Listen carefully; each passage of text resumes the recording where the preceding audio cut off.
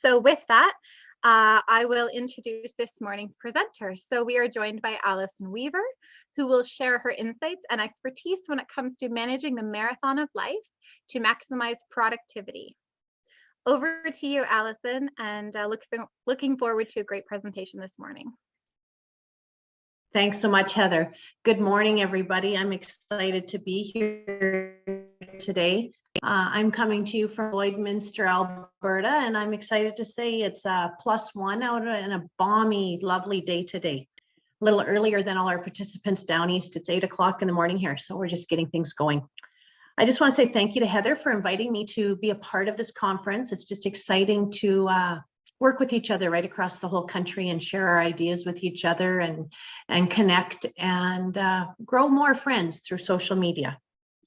I'm not sure if my sister-in-law Tara is on yet, but I want to wish her a really happy birthday today. And I know she'll love it that I shared that with everybody who's watching. And a happy Thanksgiving to all our American friends south of the border. We wish you all the best. Heather's going to help manage all the questions today. So if you have any questions as we're going along, just pop those into the chat box and I'll do my best to answer them as we go along this morning. But who am I? I'm Allison Weaver and I farm with my husband and my son. I'm just going to play with my PowerPoint. And who am I? I'm a mom, a grandma, a wife, a farmer, a storyteller. I'm a bit of a horsey girl and I love to volunteer. All of these things can be interchanged at any time. I would say right now, probably being a grandma is top on my list, what I love to do. I'm honored to farm alongside my husband for the past 30+ years and now our son who's farming full-time with us. Our daughter and her husband and family are very involved in our farm and they also have a farm of their own. Our youngest son lives in Vancouver, but comes home for the summers and hangs out with us on the farm, works very hard with us side by side on the farm, just to earn a few extra dollars so he can go back to school where he's taking a criminology degree. And our fourth child we were blessed with when he was 16. He came to us, a friend of our youngest son, and needed a place to stay. And now he's one of our own. He has a diploma in agribusiness, and he's now in the banking system in Saskatchewan out of a small town called Glasland, Saskatchewan, and we're so proud of him. Where did I grow up and where did I come from? Well, I grew up in Craven, Saskatchewan, just north of Regina at the top of the Qu'Appelle Valley. And as you see the farm on the top left corner, that's the farm I grew up on. That is my parents' farm and house were the same size. They had an 1,100 square foot home and they farmed 1,100 acres. Wonderful place to grow up. Couldn't have been happier there receiving my roots in agriculture. And then if you look in the bottom right-hand corner, that's Garnet and I's farm. And that's what we call home, that we love very much. That picture was taken a couple of years ago. It was a little drier this year and not quite as green as what the pictures were. We share that yard with Garnet's mom and her husband, and also our daughter until this spring. Her and her husband also lived in a mobile home in that yard too. So we were a happy group all hanging out together on the farm. So that's who I am, but let's get started and talk about how to maximize our productivity, but also enjoy our life that can be a bit of a marathon on the farm. So today we're going to start with our goals.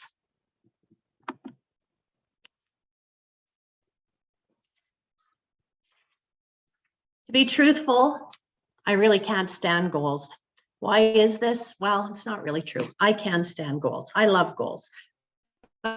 I love the journey of getting to the goals, the planning, the dreaming, the building, and just making the real plan of how I want to do it. Sometimes it turns out how we plan, turns out that when we planned it that it doesn't always turn out how we planned it. And sometimes we take some side roads. Sometimes the roads are kind of curvy and sometimes they're bumpy. But here's the thing. Sometimes we become so hung up on the goals, we forget to enjoy the journey of getting there. Most sessions on goal setting, if you've been to them, it's you need to evaluate, mark, and be able to measure your goal. Well, on the farm, we could set our goals high or we could set them low, depending on what what our personalities are like. But we could decide that we want every crop to go 100 bushels an acre. We want hay to run at an exorbitant amount of tons per acre and have no death loss. But there's this wonderful being out there called Mother Nature. She is really in charge. So it makes it really hard at times to make those measurable goals always come true. We can do the best we can, but at the end of the day, we are at the hands of nature. But maybe our goal is to create a farm that would be sustainable for many generations to come. Now that's something we can work on. Not saying that we can't set our goals high, but we need to be able to support ourselves mentally, and so that when the carpet's pulled out from underneath us, we can be able to handle it. Because as we all know in agriculture, that carpet can get pulled out faster than we can realize. I love Carol Dweck's quote, and I have it in my planner. I love to look at it every day. Love challenges, be intrigued with mistakes, enjoy effort, and keep on learning. So this past year and a half, I created a day planner called Navigate. Last year was a thrill. It sold out in 36 hours the second week of December when we advertised. And it only took 2 social media posts, and you can get really excited. So this year I'm thinking this is a walk in the park. How hard can this be? Well, the first 850 copies have sold really, really, really well. But did you know their advertising deadlines? Social media doesn't quite sell everything. Maybe a booth at some trade shows would have been a really great idea. And for years we've marketed grain, and we kind of know how to do that. We might not always hit it at the tops, but it's something we've been doing for a long time. Now, marketing a day planner, I get to learn a new business, and it's really exciting. New business, new things, new ideas. But where to go from here? My brain gets pretty excited when I think about all of these things. Now, I don't want the guys to think they've got one on us, but there is a difference. Men and women's brains definitely think and work a little differently. So sometimes I get so many ideas going on and I get so busy in my brain, it's kind of like a whole bunch of spaghetti hanging out in there. And it can be a little much sometimes. Men sometimes have this uncanny ability to put everything into boxes and compartmentalize everything so that they only need to look at one thing at a time. But sometimes when we do that, we forget the small details, or we forget about one of the boxes that we put something in. So we each bring unique ways to the table when working as a team. And it's so important that we each honor that with each other, how we have all each strengths that we bring to the team. But I'd like to move on to priorities. And why have priorities? If we feel that everything is important, we'll never complete a job or feel fulfilled in our life. Creating clear priorities helps us to achieve our goals in our lives. Now, there are different types of priorities, just like there's different goals in our lives. We have daily priorities. These are created to respond to the job that's at hand that day or that week. Example, this week, my main priority was to prepare for this presentation. And I also had a presentation Monday at Canadian Western Agribition. So the past week, this is what I've been working on, is preparing these presentations, still filling in the day-to-day jobs, but these were my main priorities. I worked hard to block the time for these priorities. There are times when you need to put up boundaries. When you're self-employed, you don't have anyone really telling you what has to be done, the whens, the wheres, the hows, and how to do it. So you need to make a plan, sketch it out, write it out. And for some people, this is easy to keep boundaries firm. They have the ability to say, sorry, I don't have time. My week is full. This doesn't work in my schedule. Then there's people like me. Oh, I'm sure I could fit that in. I have a hard time saying no. And somewhere we can find somewhere we should be able to find a happy balance. I truly believe if we make our priorities for the week or the month, write them down, it allows us to own them and protect them. And we'll talk a little bit more about this a little farther into the presentation. But how to make your priorities. In Navigate, which is this nice little book here, I created my priorities in these little boxes right here.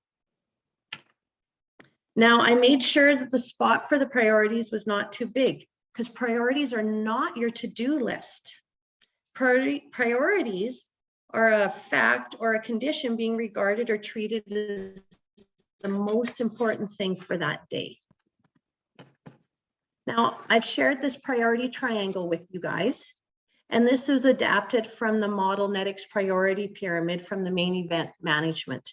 The must do, should do, and nice to do items.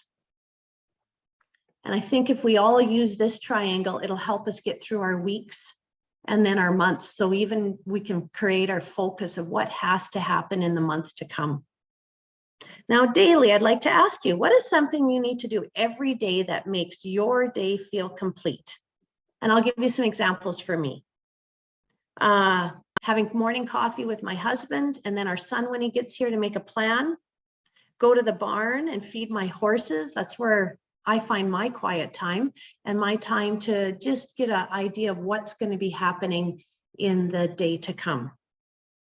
And make my bed. I feel complete if I can make my bed every morning. And this becomes a routine, and I really enjoy it. And then it's a habit. Your priorities for the day are tasks that you mentally need to remind yourself that they need to be done. In life, maybe you could make a list. What are your 3 top life priorities at this time? These could be really big things, or they might be smaller things that make you feel complete, that give you focus. Example, maybe it's your family, your health, and for me, horseback riding. And then we need to remind ourselves that we can reward ourselves with the nice to do priorities. We have to remember that it's great to get the must do done, but always give yourself a little reward about doing the nice to do items. I encourage you to take time to look at what is your routine. What are priorities, and then your life priorities. If you have a partner, share these with them. For some of us who are older, maybe go for a walk down memory lane and see what your priorities were 10 years ago, 20 years ago. And if you're in a family business, share those priorities with your family so you can show how your priorities have changed over the periods of time. So maybe they feel better about what their priorities are. Next, I'd like to move on to why should we have a mission statement or a vision statement? Sometimes those words are used only in businesses, large businesses, or volunteer organizations. But I truly think it's important for everybody to have a vision statement. It helps to put our priorities into place. Having a vision statement will help you navigate your career and life and help to reach your short and long-term hopes and dreams. I believe most of us have a vision statement or a vision that's up here in our minds, but sometimes we're not brave enough to write it down. A vision will help your personal and your work life feel complete and accountable. How to start your vision statement? I think this is the hard thing. It's a little daunting when you think you have to come up with this big statement all of a sudden. But really, you can just work on it over time.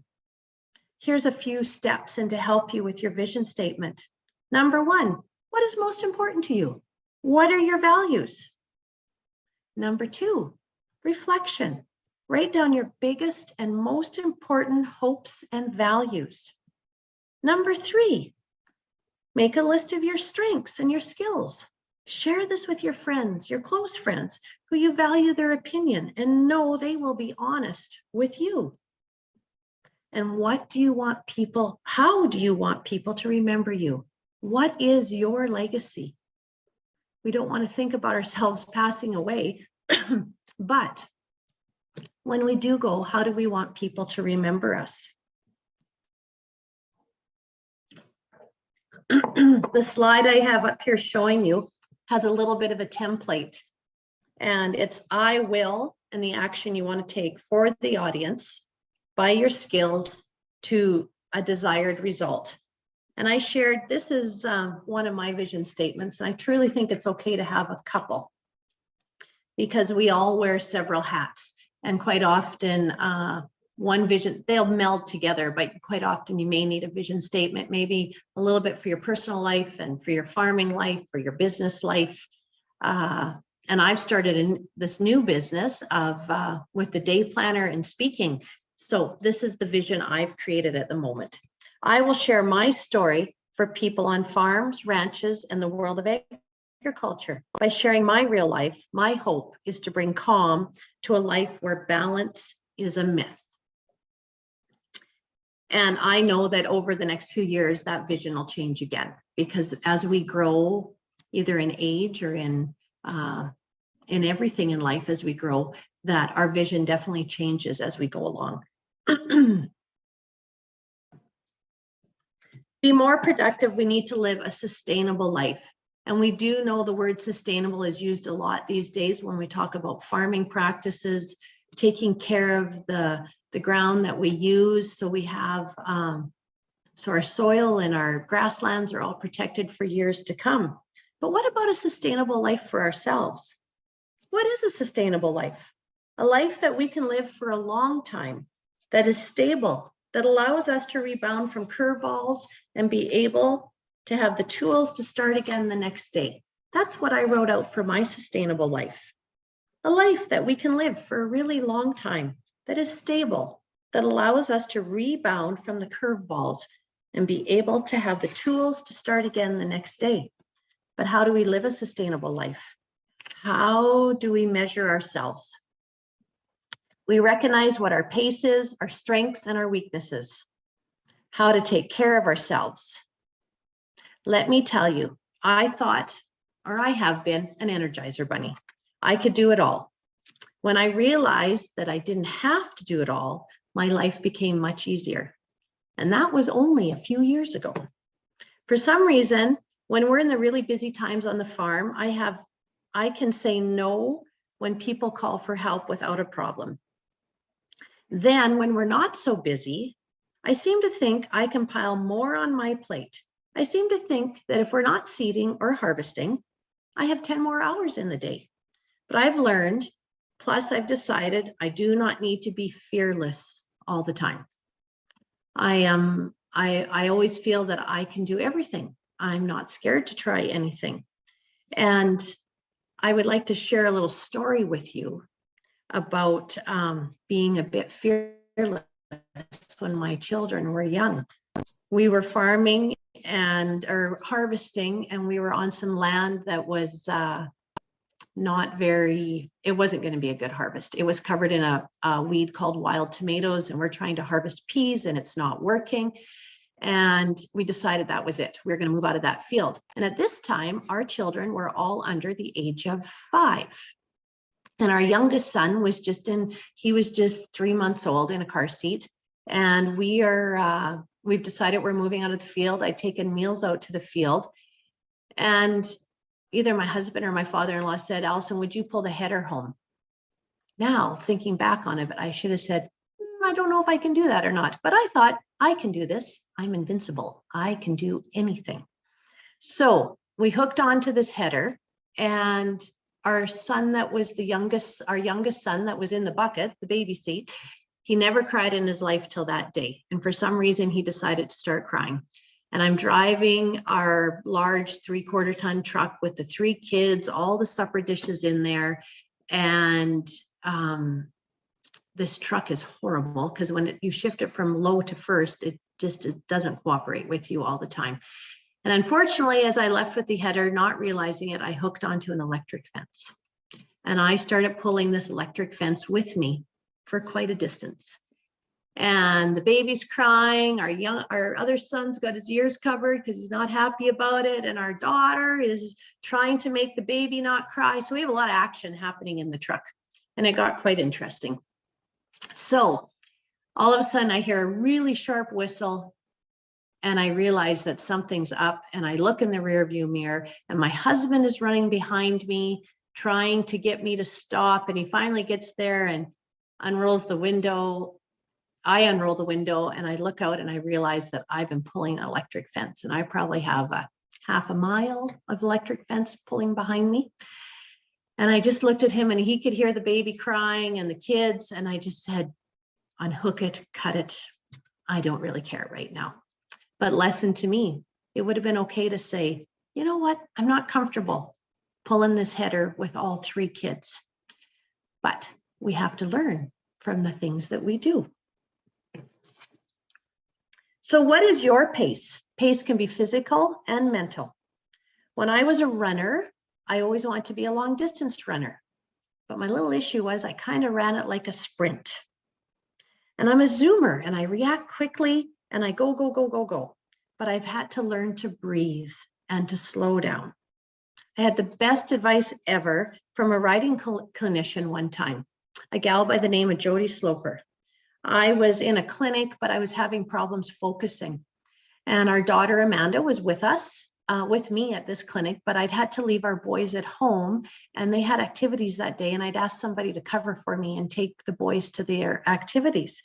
And I was really having a tough time focusing because I was feeling quite anxious. I had that mom thing going on where I thought, oh, I should have just been at home with the boys, but someone had to be here also for the riding. And I wanted to be a part of the riding and just have as a mom at times. So Jody was wonderful. She said, Alison, I see you're having troubles focusing. She said, breathe, take a moment and just breathe.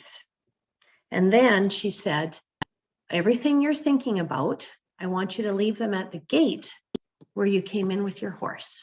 So whatever you're worried about, the boys, what you have to have ready for supper, the laundry, whatever is on that to-do list that you're worrying about, she said, leave it at the gate. You're mine for 45 minutes. I just need you for 45 minutes. Now, that was a long time ago when Jody gave me that advice, and I still use that advice almost daily. Like preparing for this morning, it would have been quite easy to go check emails, maybe run out really quick to the barn and double check on things. But I woke up this morning and and it was my mental thoughts. This is all I'm focusing on today. This morning, this is the hat I'm wearing and this is what I'll do. And I took a few minutes to just breathe and lower the shoulders and get ready to present in front of all of you wonderful people. Now, for all of you today here, I can see how it is. I've been online watching lots of videos. I've been here this week and we think because we don't have to turn on our videos, so nobody can see us, so we can be multitasking. And it's with technology right now, it's easy. You can have your person speaking in the background, you can be doing some other things. But I do ask that at some point, if you've re-listened to this video or all the wonderful videos, take the time to be present in the moment, because you will just get so much out of it. Because we want to squeeze in as much as we can in the day, and we do forget to be present. But if we're present quite often, we don't need to hear it twice, and we don't need to do it again. This is the same as being present with our priorities. I like to share with people, if they want to increase their profits, keep your finances and your bookkeeping up to date. If you want to be productive, keep yourself present in the moment, in the space that you're in at this time. Take all the outside noise, put it on silent, and let your brain be in the moment of the time you're in right now. And always remember, take some time to breathe. Now, how long to form a habit? Once I recognized I needed to focus on the task at hand and not be thinking about what needs to be done this afternoon or tomorrow, I had to create a new habit. You know, it takes 66 days for a new behavior to become automatic, but it takes 18 to 254 days for a person to form a new habit. I hope I said that right. 66 days for a new behavior to become automatic, but 18 to 254 days for a person to form a new habit. So example, some people struggle with sleep and to form a sleep habit. So you need to create that habit. You need to try and go to bed at the same time each night. And they suggest for sleeping that you need to set your alarm and get yourself up at the same time every day. So your body After a while, first it becomes a behavior, and after a while that behavior becomes a habit. So we can now see why it takes so long to break a habit that we've gotten into, because it's a building process and we have to work on a new behavior. And really, what is the difference between a habit and a behavior? Well, the habit is the routine of the behavior that is repeated regularly and tends to happen without even thinking.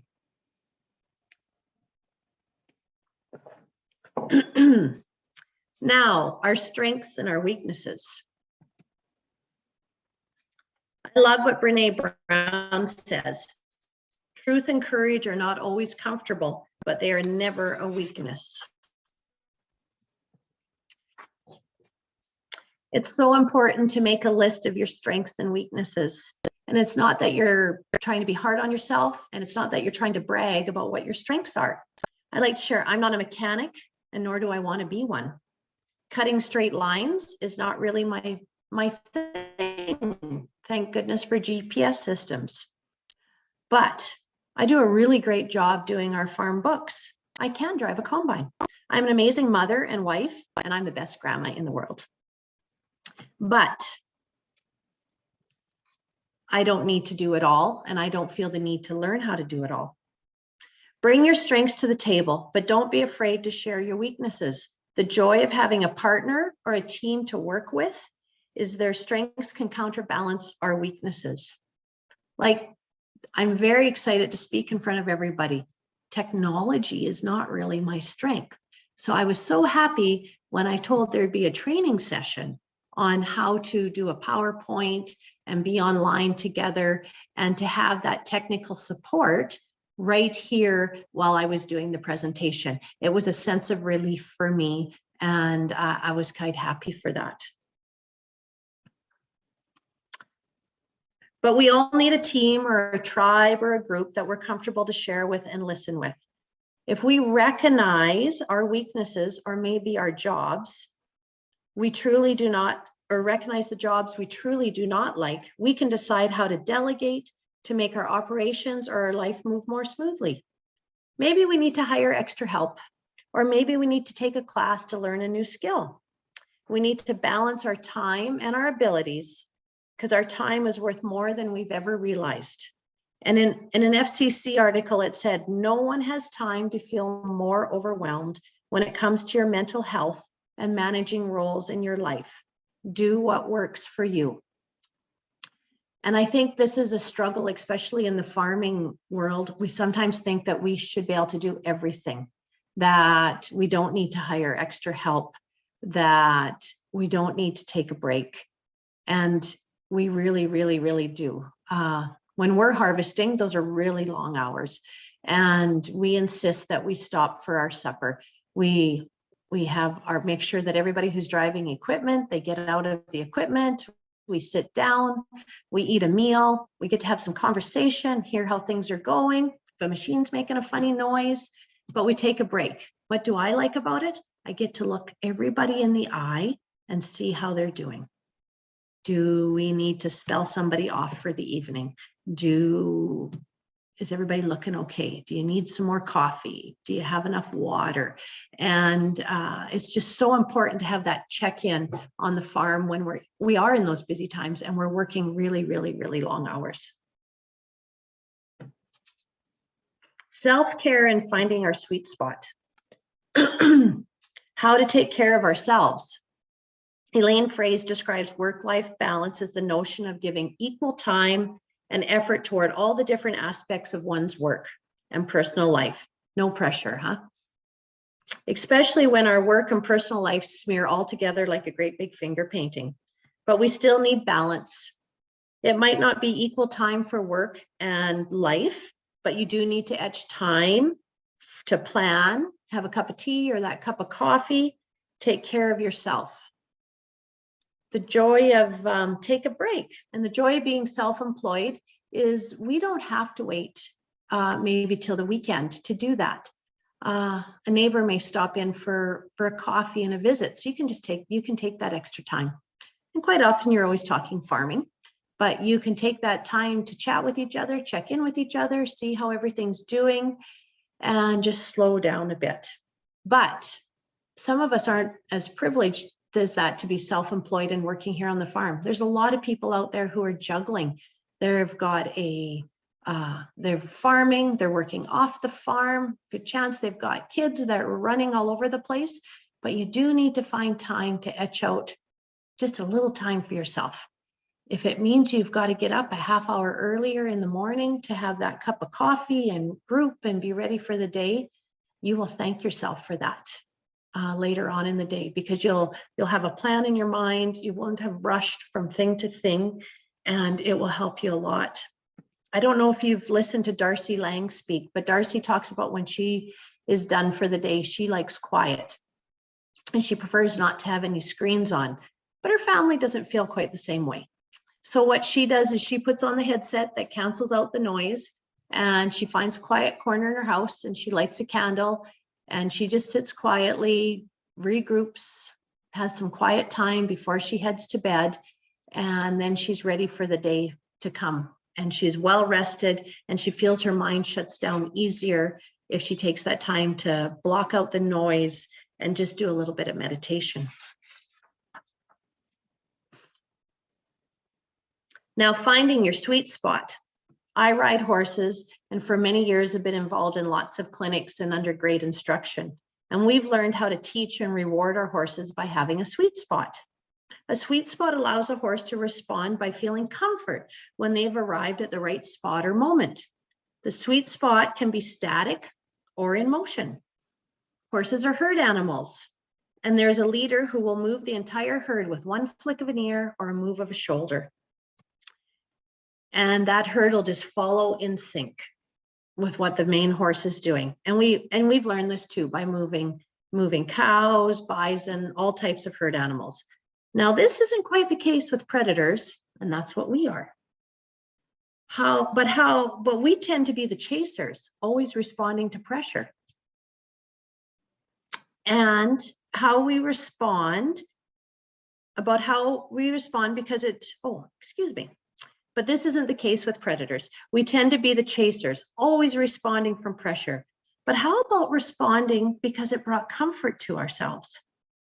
Your to-do list or your priorities shouldn't give you pressure. It should be bringing you comfort, because you have it right there and you can see it. You know what's coming. You know what you need to get done this week. Now, if you keep adding and adding and adding, and if you make way too many priorities in a day or a week, I try really hard to only have 2 priorities in the day, then you've just put all that pressure back on yourself, and you're not allowing comfort to yourself by having your to-do list or having your priorities. So how can we do this? How can we bring comfort to ourselves? Well, first of all, don't put too many things down. But the other thing we can do is we can physically write down what I say, our life. And here's a few tips for physically writing down our life. Number 1, making lists. The list is then in front of you to visualize and identify the needs of your day, your week, and your month. Have some focuses for your month, so then you know what priorities you need. Our list may grow, but our time does not. Now we must identify the must do, the should do, and the nice to do items. And we always know there's tomorrow. So if you need to, we'll just move a few things over to the next day. It clears our mind, brings a sense of relief, calm, and it doesn't buzz around like a bunch of bees in your mind. This takes that spaghetti mixture I talked about earlier and turns it into a beautifully layered lasagna. Putting goals, intentions, and priorities in writing. Now you're accountable and you can decide what needs more work. Can I reach this goal, or do I need more research? No, it looks like it's ready. Check my priorities, my mission. Maybe my goal is a bit vague. When you have it just in your head, you might not be able to tell that. Once it's written down, you can physically access it. Writing things down keeps them visible and helps us stay accountable, motivated, and has a clear view of our purpose. Writing it all down helps anxiety stay at bay. If you keep everything in your head, you can become so overwhelmed. You can chart your daily progress, and if it doesn't get done today, remember there's always tomorrow. Writing it down allows for a higher level of thinking, allowing you to be more focused. If you spend all your brain power on remembering, you won't have anything left for action. Which of these things will have the biggest impact on my life? Which of these activities can I go without, or can I delegate? And gratitude. I cannot say enough about gratitude. Gratitude for ourselves, gratitude to all of those around us, gratitude for the little things, and to celebrate the big things. Do something today that your future self will thank you for. Now I just have a few quick tips for life. These are some of my fun things I like to share with people. Use a planner of some kind. Create daily priorities weekly and a focus for the month. Drink lots of water and get your sleep. Keep your bookwork up to date. File as you go. Paper, laundry, and the poop piles in the barn. Create boundaries and surround yourself with positive people. And remember, no matter how much I get done or is left undone, at the end of the day, I am enough. From Brene Brown. And why do I want to live a sustainable life? Right here. I want to thank everybody today for being here with me. And something I always like to pass on to everybody who is listening to me speak or who I run into wherever. I always want everybody to know, remember, you are always enough. Always, always, always. And if there's days you're not feeling like you're enough, please reach out. And I hope you all have great, positive people around you who you can chat with and create goals with and share your priorities in life. Thank you so much. And thanks again, Heather, for inviting me to be here today. I think all thanks goes to you, Allison. I really, really enjoyed that presentation. And yeah, we had just recently met when I saw you giving a presentation to the women's group in Alberta. And I thought, oh, more people need to hear Allison's message. So I'm glad we were able to wrangle you into doing AgEx. Really appreciate it.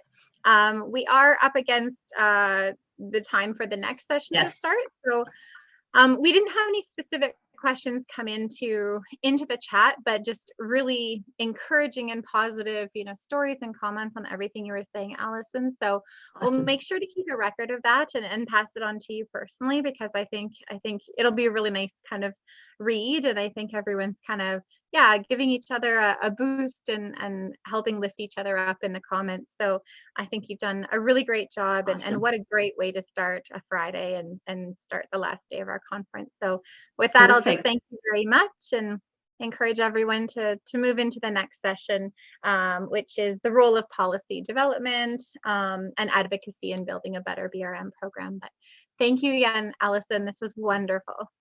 We'll see everybody later.